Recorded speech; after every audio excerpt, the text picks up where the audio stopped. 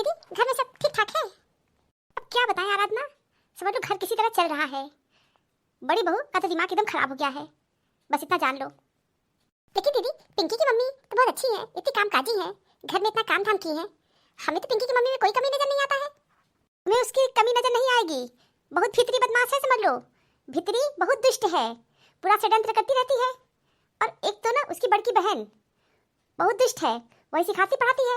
और यहाँ पे अच्छी थी, हमें नहीं कह रहे हैं कि पिंकी मम्मी नहीं अच्छी थी, बहुत अच्छी थी, बहुत काम धाम करती थी। लेकिन ठीक है, देरानी है, तुम्हारी बहन है, तुम उससे दादा रिसा क्या कर रही हो? लेकिन नहीं, काम का दादा रिसा इतना कर रही हैं, उसके पीछे हाथ धो के पड़ गई हैं। जेठानी नहीं, बहुत बड़ी चंडालीन बन गई हैं। और उसके मैके वाले भी बहुत अच्छे थे।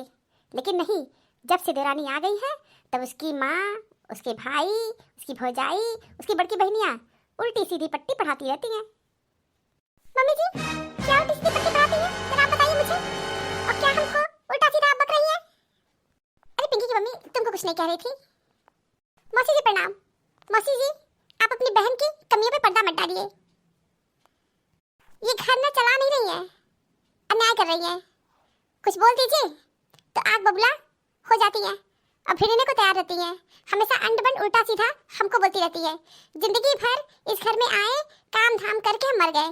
हमारा दशा देखिए, बहुत काम किए हैं, आज भी कर रहे हैं। लेकिन अब ये चाह रही हैं कि इनकी छोटी बहू, प्यारी बहू आ गई है तो उसको पालना डालकर हम झुलाएं। देखिए मौसी जी, ये तो हम नहीं कर सकते हैं। और आप ये भी देख रही मौसी जी, मेरे मैके वालों को उल्टा सीधा क्यों बक रही है? क्या दिमाग खराब हो गया है?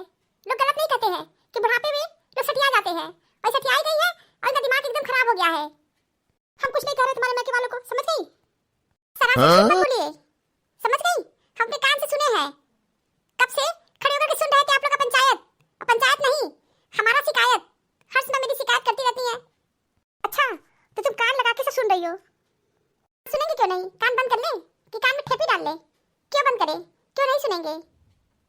जो काम करता है ना वही बोलता है, और जिसके पास जांगन नहीं होता है, देरानी, उनके पास जांगन है, वो क्या सुनेंगे? उनको क्या सुनाएंगे आप? लेकिन सुना रही हैं हमको। जिंदगी भर हम काम किए और सुनेंगे भी नहीं? सुनेंगे। बुढ़ापे में अपना इज्जत चाहती है तो कम बोला करिए। हमको तो अंड बंड मत बोलिए, हम आपका बर्दाश्त नहीं करेंगे। बहुत बर्दाश्त कर लिए, बहुत सहन कर लिए, अब हमारे अंदर सहन शक्ति नहीं है। कि हम देख रहे हैं आप अन्याय कर रही हैं, एक बहू आपकी पलंग तोड़ रही है और हम हड्डी तोड़ काम करें, तो ऐसा नहीं होगा।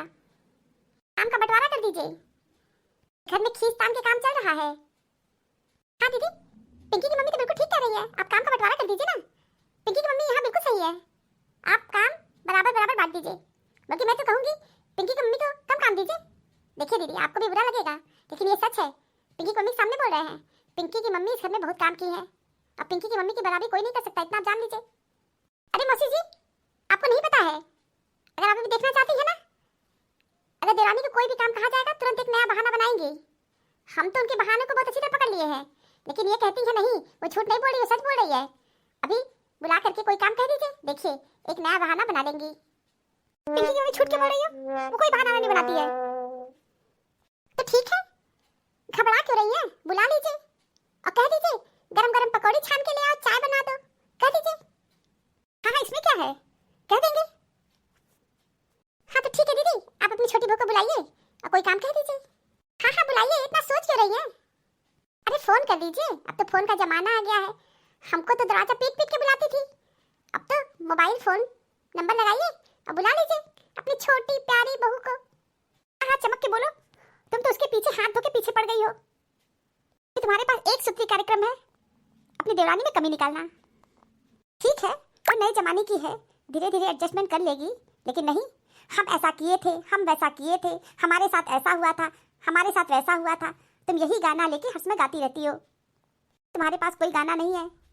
गाना बजाना का छोड़िए, मौसी जी को दिखा दीजिए कि आपकी छोटी बहू कितनी कामकाजी है, और हम उनके एक नए बहाने का इंतजार कर रहे हैं, क्योंकि बहाना बनाने में बहुत तेज है।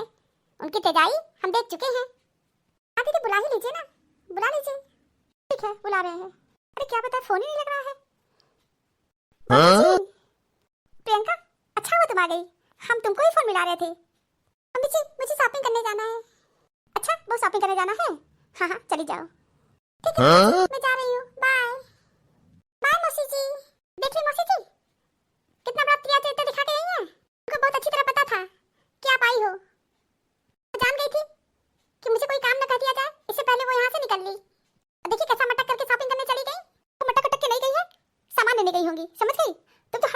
सोचती रहती हो, तुम अच्छा तो सोच नहीं सकती हो। तुम ही बताओ, अब हम छोटी बहू से काम क्या कहे? वो तो देख रहे हैं शॉपिंग करने जा रही है, क्या कहें हम कि शॉपिंग करने मत जाओ, जाके पकौड़ी और चाय बनाओ। तुम तो खाली हो, कोई काम नहीं कर रही हो। जाओ बेसन की पकौड़ी प्याज काट करके धनिया वनिया बढ़िया से छान वान के ले आओ। काम करोगी बिजी रहोगी तो तुम्हारा दिमाग ठीक रहेगा। खाली दिमाग हमेशा शैतान का होता है। जाओ किचन में काम धाम करो, काम धाम करोगी दिमाग तुम्हारा ठीक रहेगा। समझ गई? यहाँ पे खड़ी रह के पंचायत मत करो। दीदी आपको बुरा जरूर लगेगा लेकिन आप गलत कर रही हैं। मैं आपकी बहन हूँ, क्या आपको ये नहीं पता है कि मौसी चाहिए उनके अंदर नैतिकता और सामान्य शिष्टाचार भी नहीं है।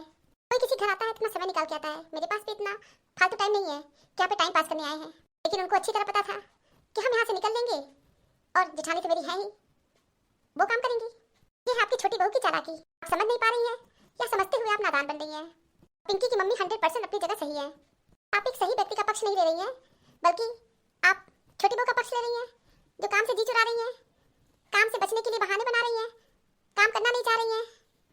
दीदी आप ये गलत कर रही हैं और हमें आपके यहाँ चाय पानी नहीं पीना है, अकौड़ी पकौड़ी कुछ नहीं खाएंगे। हम जा रहे हैं अपने घर। बस हम आपको एक ही राय देंगे कि पिंकी की मम्मी बिल्कुल सही कर रही है, काम का बंटवारा कर दीजिए और अपनी छोटी बहू से भी कहिए जिम्मेदारी से इस घर के काम को वो करे, एक व्यक्ति को परेशान मत करिए। पिंकी की मम्मी बिल्कुल सही है। धन्यवाद मौसी जी, बहुत अच्छा लगा मुझे कि आप सही का साथ दी। बहुत कम लोग होते हैं जो मुंह पे सच बोलते हैं। ये तो मेरी सगी सास है, आप इनकी बहन है, ये तो सच नहीं बोलती है लेकिन आप सच बोली, मुझे बहुत अच्छा लगा। हाँ हम तो छुट्टे हैं, हम तो झूठ बोलते हैं। हाँ आप छुट्टी हैं, एक नंबर की छुट्टी है, आपके मुंह के सामने बोल रहे हैं। जाओ पिंकी की मम्मी यहाँ खड़ी होके मत बोलो, जा अपने कमरे में आराम करो, अपना मूड मत खराब करो। लड़ाई झगड़ा करने से तुम्हारी सेहत पे फर्क पड़ेगा।